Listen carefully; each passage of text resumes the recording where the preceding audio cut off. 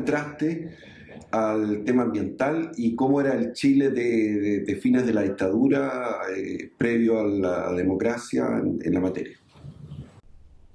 Sí, bueno, la verdad es yo estudié arte en la Católica y me quedé en la universidad de profe, en el Instituto Estética porque, bueno, y también era ayudante de Gonzalo Cienfuegos en pintura, pero me fui metiendo más en el tema del pensamiento y obviamente desde el Instituto Estética empecé a trabajar con Fidel Sepúlveda, que trabajaba más el tema de la cultura chilena, estética, la cultura chilena, Gastón Sublet, que era más una cosa más universal. Y la verdad es que me sentí súper bien en ese ámbito. Seguía haciendo algunas cosas vinculadas al tema de arte, pero ya claramente cuando tú empiezas a meterte más en el pensamiento y no solamente en el quehacer, vas entendiendo la relación entre la cultura, las artes. Nosotros hicimos mucho trabajo de campo, yo particularmente en estética, trabajé mucho con estética de la cultura popular, análisis estético de las culturas prehispánicas y de las culturas aborígenes actualmente. Y entonces tú te vas metiendo en un universo donde ves la relación intrínseca entre la persona y la naturaleza, porque la cultura, desde una alfarería hasta la poesía, hasta el ritual, son parte de una producción que se hace en relación a donde tú vives, de lo que tú comes, de lo que tú siembras, lo que tú cosechas. Y entonces fue súper claro desde esa perspectiva llegando poco a poco al tema de la ecología. Yo no llegué a la ecología desde la ciencia, no estudié ni biología, ni física, etcétera, sino que llegué desde las ciencias sociales y particularmente entendiendo bastante profundamente la relación y yo diría la interdependencia absolutamente vinculante entre la especie humana y la naturaleza y obviamente las demás especies de las cuales vivimos, con las cuales convivimos. Entonces yo diría que ese es un poco el camino por el cual yo llego a la ecología. El ecologismo no es conservacionismo. Conservacionismo, tú quieres conservar la naturaleza. Tú tienes un parque nacional, le pones candado y conservas la biodiversidad que allí existe. No hay una relación entre la sociedad humana y la naturaleza. Después tú tienes otra familia de nuestro sector que se llaman los ambientalistas, donde sí hay una relación con la sociedad humana y lo que hace es que lo que hace la sociedad humana, el desarrollo industrial, etcétera, no impacte mucho. Entonces tú pones una chimenea o haces un estudio de impacto ambiental. Y después el ecologismo es una mirada socioambiental, no hay una separación. Y nace el Instituto de Ecología Política, que yo creo que es muy importante porque precisamente, explícitamente, tiene un enfoque ecologista en el sentido político, en el sentido de nosotros somos verdes, nosotros con raíces también de un socialismo libertario, más anarquista, con un enfoque también antisistema, explícitamente, que es lo que deriva también después, a lo mejor en partidos ecologistas o partidos verdes en cualquier parte. Esa parte, que eso es a fines de los 80, cuando se crea 87, creo por ahí, ¿no? 86, 87, y ahí hay un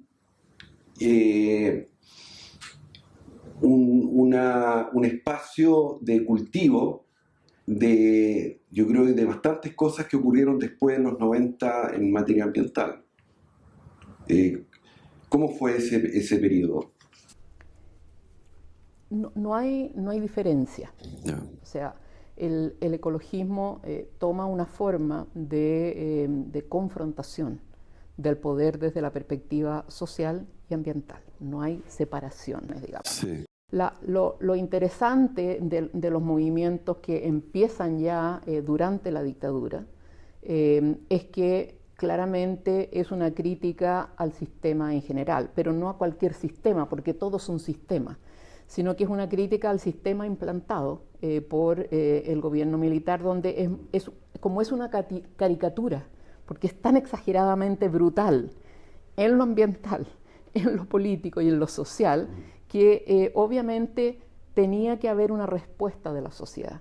Entonces, la creación del Instituto de Ecología Política no es algo extraño a la evolución social de la conformación de los movimientos sociales, sino que es claramente parte de la emergencia de un tipo de organización dentro de la emergencia de movimientos sociales, que tiene como dos vertientes. Tiene la formación del Instituto de Ecología Política como un tema de explicitar la politización de la visión ecologista, libertaria, antiautoritaria, etcétera, etcétera, que tiene que ver contra lo militar, por los derechos humanos, etcétera, etcétera, etcétera, se le llama así, y por otro lado una alternativa que deja atrás el conservacionismo, que no cuestiona ni el paradigma militar, ni el paradigma de inequidad social, pero simultáneamente van haciendo un movimiento que después se conformó en la Red Nacional de Acción Ecológica. Renace, un movimiento que de una u otra forma empieza en todos los territorios a responder a lo que ocurre.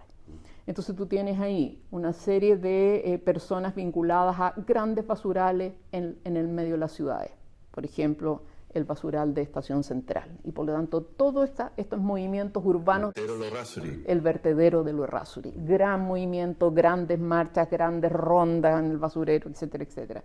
Tú tienes vinculado todo el movimiento campesino afectado, porque nosotros ya teníamos todo el tema de la emergencia del modelo exportador, no solamente de pinos, de cobre, etcétera, sino que teníamos también ya productos agrícolas, teníamos mujeres afectadas por pesticidas, con nacimientos de niños con problemas, con enfermedades de piel, ni te digo. Tenías todo el problema de las enfermedades de la minería, y por lo tanto tenías trabajadores del sector minero, del carbón, etcétera, etcétera, con enfermedades brutales.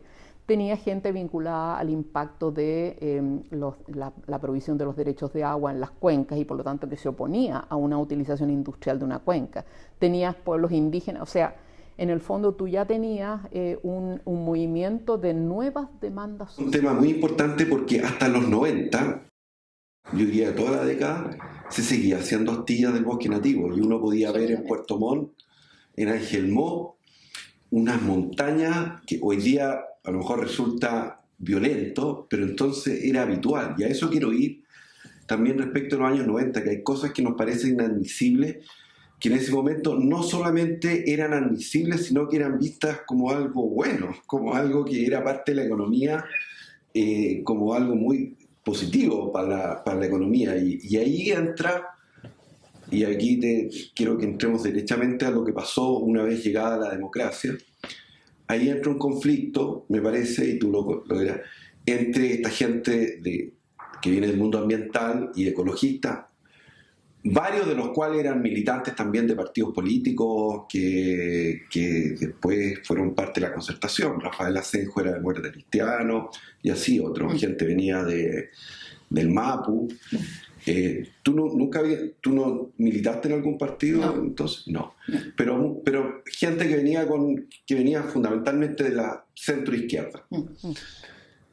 Pero ahí entra en conflicto con el modelo de desarrollo. Y aquí yo estaba viendo este libro que lo hice, son entrevistas que hice yo el año 94, de plena época, y estaba revisando, porque una de las entrevistadas es Sara.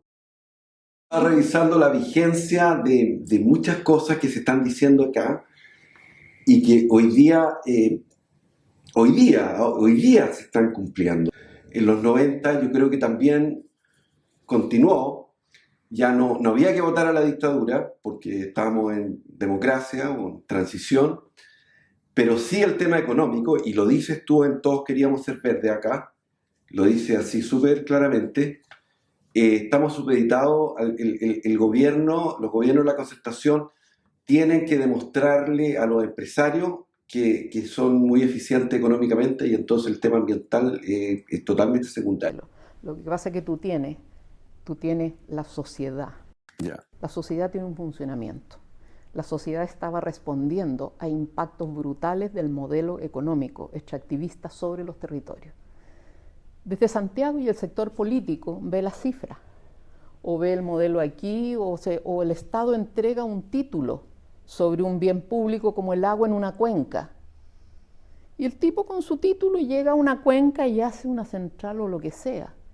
¿Quién sufre la consecuencia de ese título que entrega el Estado? La gente en los territorios. Entonces, aquí teníamos dos elementos que eso explican esta digamos, dicotomía entre el sector político y el proceso social de la transición. Tú tenías todos estos nuevos movimientos sociales vinculados a la destrucción de los territorios por parte del modelo económico, extractivista, exportador, etcétera, etcétera. Tú tienes toda esta cosa y esto estaba ocurriendo.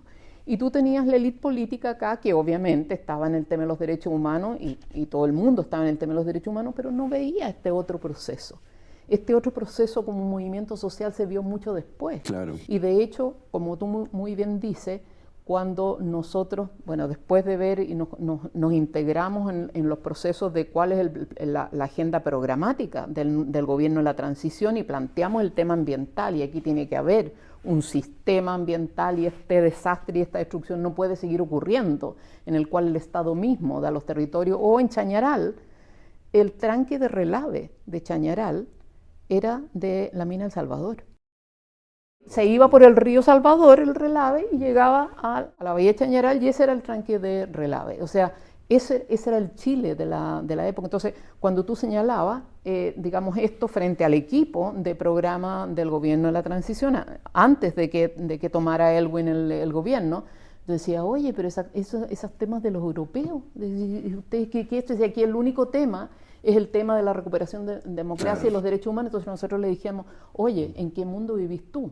También los derechos humanos del sector político y el tema vinculado a la integridad física. Ese es un nivel de los derechos humanos. Resulta que aquí tú le estás destruyendo la vida, la salud, el territorio, la economía a todos los territorios del país, porque estás sobreponiendo un paradigma agro exportador, hidroeléctrico, minero exportador sobre una serie de economías que están siendo destruidas. Y no solamente la economía, sino que también la cultura. Entonces había un modelo que no era solamente el autoritarismo del modelo en el caso de las élites. Este modelo estaba generando un cambio territorial brutal. Y ese cambio territorial implicaba un desastre ecológico en términos sociales y en términos ambientales. Entonces, no reconocieron el tema. Por suerte, que como iba a ser la cumbre de la Tierra en Río, en América Latina, en 92, bueno, algunos le dijeron a Aylwin, bueno, usted tiene que llevar algo, usted tiene que no sé qué, hay que mostrar cuál es el estado del país, no sé qué informe hicieron. Entonces hicieron esta cosa de vamos a tener esta ley de medio ambiente, etcétera, etcétera, que después salió en 94, pero ya llevaban un borrador en el cual era, la ley 19.300 era el procedimiento para hacer estudios de impacto ambiental, el procedimiento para hacer normas ambientales, no había procedimiento, y el procedimiento para declarar saturadas aquellas zonas que ya estaban podridas. En el gobierno de Chile, y sobre todo después en el gobierno de Frei Ruiz Tagle, que no sé si es pariente tuyo, no, por suerte, porque ya esa era la raíz de Ruiz Tagle, fue peor, ¿no? Fue bastante porque se construye, están las construcciones de las centrales hidroeléctricas en Alto Biobío, y hubo un proyecto bastante más, la economía tomó un cariz así consolidado, ¿no? Y empresarial, extractivo. La verdad es que el mundo venía desde los 70, desde la reunión de Estocolmo, venía con el tema del medio ambiente, porque en Europa ya estaba la lluvia ácida por el modelo industrial y todo lo demás, pero resulta que después ya en el 92, 20 años después, se dieron cuenta de que el problema era medio ambiente y desarrollo. O sea, aquí los problemas ambientales eran por el tema del desarrollo. Y a América Latina esta cuestión le quedó el poncho grande. La verdad es que ninguno de los presidentes de América Latina tenían institucionalidad en general. Aylwin, como te decía, improvisó, hicieron esos tres instrumentos para mejorar la crema que tenían, pero la verdad es que no había política ambiental ninguno. Esos tres eran instrumentos para tratar de prevenir un poco que esta cosa siga ocurriendo. Entonces, ¿qué es lo que pasa? Aylwin logra sacar la Comisión Nacional de Medio Ambiente, Pero la Comisión Nacional de Medio Ambiente estuvo a cargo de la SECPRES y por lo tanto el SECPRES, además de el deporte, la ancianidad, todo el que no cabía en los ministerios tenía la Comisión Nacional de Medio Ambiente. Entonces era un ministerio político que dependía de un secretario del presidente, pero no había institucionalidad ninguna. Y después los intendentes en cada una de las regiones, los intendentes tenían un secretario que hacía una cosa, pero en el fondo no se aplicó la ley, porque la sacó Elwin en el año, digamos, 94, y Frey, que llegó a una especie de rebrote del extractivismo militar y un modelo absolutamente pensando en la economía, olvídate el medio ambiente, entonces no quiso sacar los reglamentos. Y por lo tanto, la ley ambiental no se pudo aplicar hasta el año 97. Claro, años, prácticamente fines del gobierno de... Y para ir mostrando el contexto también, Freire fue muy opositor a Tonkin y a su proyecto de protección ambiental. Yo me acuerdo que hubo bastante... Frey estuvo en contra de todo. Piensa tú que Frey no solamente impidió el tema de la evaluación ambiental de los proyectos, sino que cuando salió el reglamento violó el propio reglamento de la 19.300. ¿Por qué? Porque la ley indígena durante el gobierno de Elwin implicaba que había tenido que haber un consentimiento y una consulta indígena, particularmente si las tierras eran indígenas. Y en este caso a Frey le renunció el Consejo de la CONADI, los propios representantes de Frey, con Cristian Vives a la cabeza, renunciaron, y eran representantes de Frey en el Consejo de la CONADI, renunciaron porque Frey violó la ley, la propia ley indígena que tenía 3 años ya en Chile, para poder hacer el proyecto y dar los permisos de RALCO. Ahora, en términos de justicia, nosotros seguíamos con los juicios contra el proyecto y después fue en el gobierno de Lagos donde se acusó a Chile que había denegación de justicia en el caso de las hermanas Quintremán, la señora Aurelia y las demás mujeres indígenas con las cuales pusimos el juicio. Y finalmente, cuando Naciones Unidas dijo hay denegación de justicia, la sexta sala tuvo que poner sentencia, y la sentencia dijo que el proyecto era nulo y la central estaba construida y Endesa no la podía llenar. Y entonces ahí al ministro Huenchumilla le tocó llamar a Endesa y empezar a compensar a todas las familias para que la central se pudiera llenar. Entonces a ese nivel llegamos con el gobierno de Frey. Si bien es cierto, Elwin tuvo una especie de impulso de llevar adelante algunas de las demandas sociales de la transición, con Frey el retraso fue absoluto.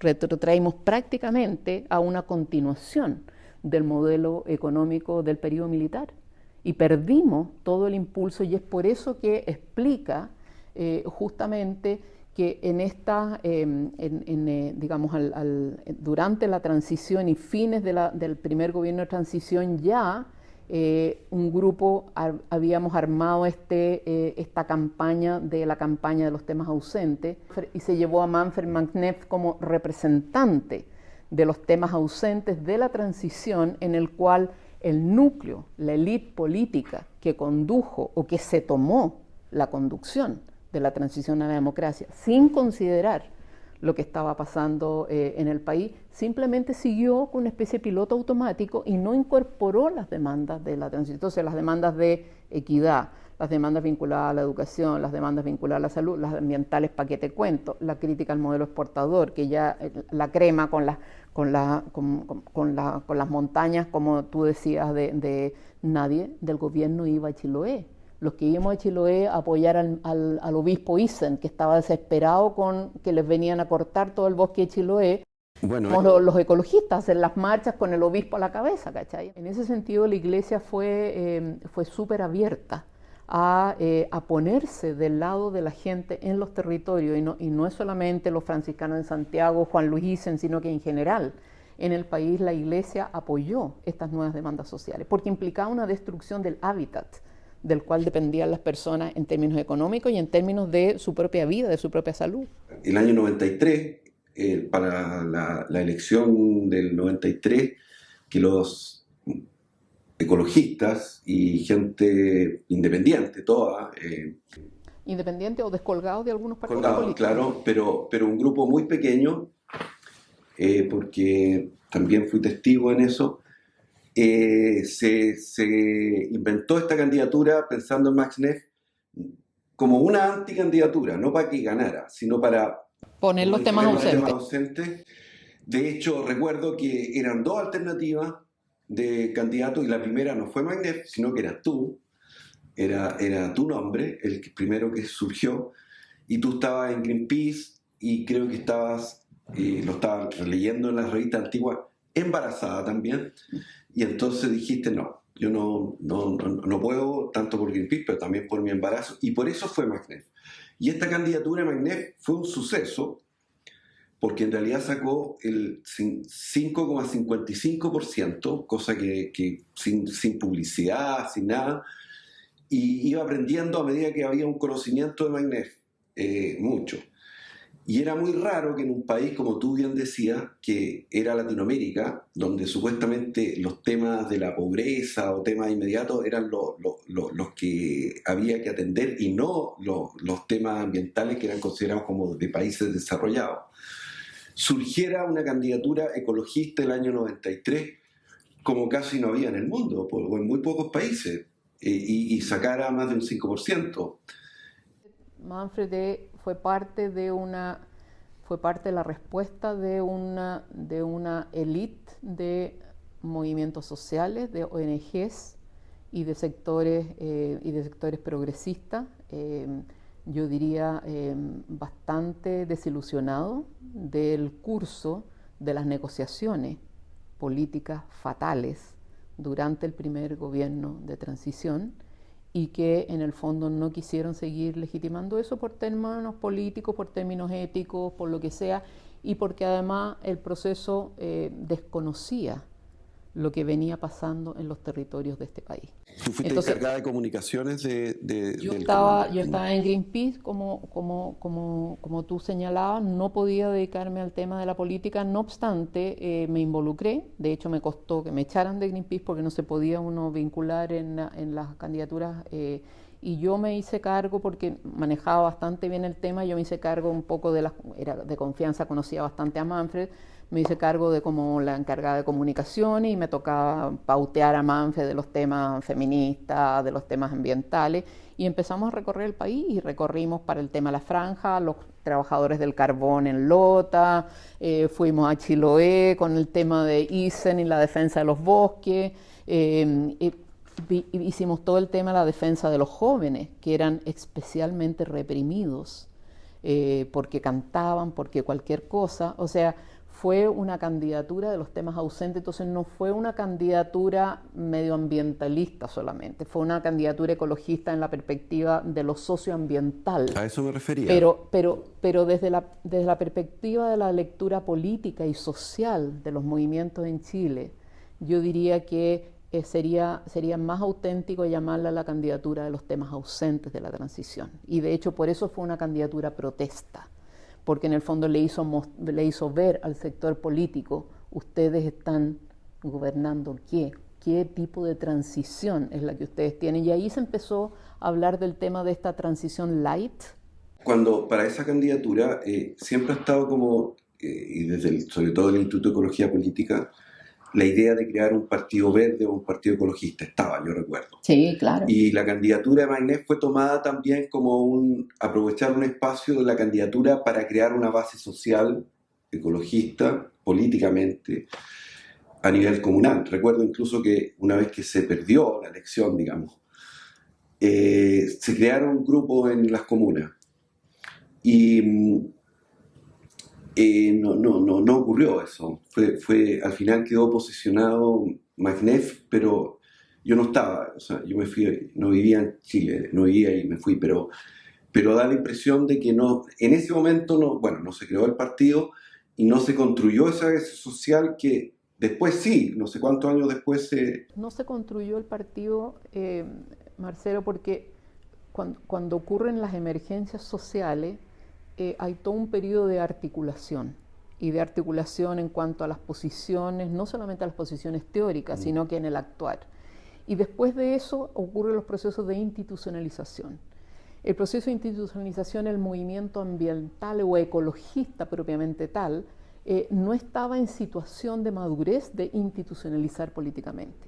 El movimiento de mujeres estaba recién también, entonces tampoco había una masa crítica suficiente para meterse en la institucionalidad de la ley de partidos políticos, que prácticamente en ese momento era una barrera insalvable para participar en política. O sea, la ley de partidos políticos era la barrera perfecta para que no se pudiera conformar ninguna institucionalidad política nueva, y eso es lo que explica que no aparecieron por mucho tiempo nuevos partidos, y el sistema les mantenía la posibilidad del monopolio de la política a los bloques existentes, el bloque binominal que había sido diseñado políticamente por Jaime Guzmán en la dictadura y por todos los secuaces de todo este orden que teníamos. Entonces, la primera barrera que cualquier movimiento que quería pasar de lo social a lo político, a disputar el poder, tenía que entrar en la ley de partidos políticos, y estaba diseñada justamente para impedir la participación política. Entonces,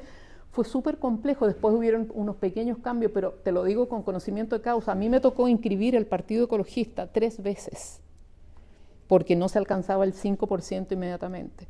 Tenías que tener no sé cuántas firmas notariales de tres regiones consecutivas. Yo tuve que irme a vivir con unas amigas a Calama para poder incluir Antofagasta, Iquique y Atacama, que eran menos personas, menos caro en la notaría, o sea, sí, era imposible, era absolutamente imposible. Y eso ha cambiado no hace mucho, sociedad cambió no hace mucho. Cambió y faltan muchos cambios todavía. Ahora, tú fuiste después... Tú misma fuiste candidata presidencial. Así es. El año 99. Así es. Fuiste candidata presidencial. ¿Ahí ya existía el partido o todavía no? No. No existía. O sea, fuiste independiente. Hubo que conseguir la firma, igual que McNeff. Así es. Pero ahí el resultado fue peor. Sí. Fue como un 0,4 o 5, ¿no? %. No recuerdo, pero menos que 1. Entonces, es decir, estamos partiendo... Hemos hablado de una década de los años 90 donde hubo mucha actividad, en realidad ecologista, ambientalista, revisando estas revistas que son del año 92, 93 y el libro que es del año 94. Es impresionante porque los temas que estaban poniendo los ecologistas, los ambientalistas, son los temas que hoy día son de la generación que está en el poder.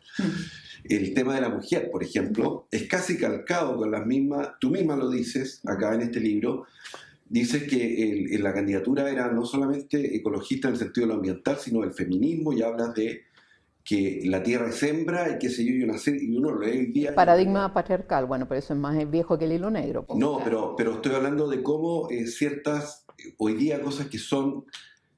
no sé si mayoritarias, pero masivas, y por lo menos mayoritarias de una generación. Una masa crítica, claro. Entonces eran voces como que parecían casi esotéricas, ¿no? Lo que dices tú, o sea, como que estaba el país del jaguar, era el país, los años 90, el país exitoso, entre comillas, digamos, del modelo. Y estaba esto contra el modelo, no desde la izquierda marxista, sino desde los nuevos movimientos ecologistas, ambientalistas. Y hay un desarrollo que podría haberse visto como un fracaso en términos de que el año 93 sacó un 5,5% y después el 0,4%.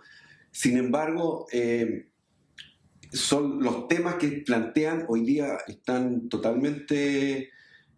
filtrado a nivel de toda la sociedad. O sea, yo me acuerdo, y aquí termino esta parte, me acuerdo que los temas de la energía alternativa, que tú trabajaste mucho eso, eran vistos como, se reían de eso, se reían que no era económico, y hoy día es un gran negocio. Bueno, lo que pasa, Marcelo, que uno de los temas cuando tú ves y eres parte de un movimiento, el gran proceso político, y así lo vamos a ir en lenguaje político ahora, el gran proceso leído desde la política de McNeff fue el tema, esta primera articulación política fue de los temas ausentes, pero no había propuesta. O sea, los temas ausentes fue porque las expectativas de la transición y las demandas sociales de transición no se transformaron en leyes políticas. Entonces, ¿qué es lo que ocurre y cuál fue particularmente digamos, la evaluación del mundo ambiental? Aquí hay que hacer un programa, hay que hacer un programa de transformaciones. Y es por eso en el marco de RENACE, el Instituto de Ecología Política, se armó el programa Chile Sustentable.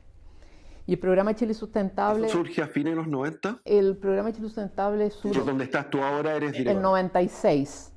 El 96 y saca personalidad jurídica más el 97 y empieza a trabajar con todos, qué sé yo, el programa agrario Centro de Educación y Tecnología de Temuco, el programa de mujeres, tal organización de mujeres, el programa de descentralización, el Teo Valenzuela, que ahora es ministro de Agricultura, el programa de jóvenes, política de jóvenes, tal ONG. Y ahí, ¿qué es lo que hicimos? Ahí hicimos una tremenda articulación de ONG progresista y armamos Agenda Ciudadana para el Cambio, que se llamó Chile Sustentable, Agenda Ciudadana para el Cambio. Y ahí estaba la construcción de una propuesta. Y una propuesta, ¿por qué? Porque la candidatura de los temas ausentes era una crítica a la transición conducida por la concertación, pero no había un programa en el cual todos se unían por un por qué, para qué. Entonces, el año 98 nosotros ya teníamos un primer borrador y a principios del año 99 nosotros lanzamos este documento en el Diego Portales y invitamos Ricardo Lagos, Gladys Marín, Saldívar, o sea, todos los candidatos presidenciales para que opinaran sobre esta agenda ciudadana para el cambio. Ahora, ¿Era cuando fuiste tú candidata? No, fue antes de que yo fuera candidata. Entonces, a partir de eso... Tú fuiste candidata cuando fue Lago. Claro, pero es que a partir de ese lanzamiento de ese documento que tenía una agenda, todos dijeron, no, esto tenemos que llevarlo a una candidatura presidencial. Ya, así partió.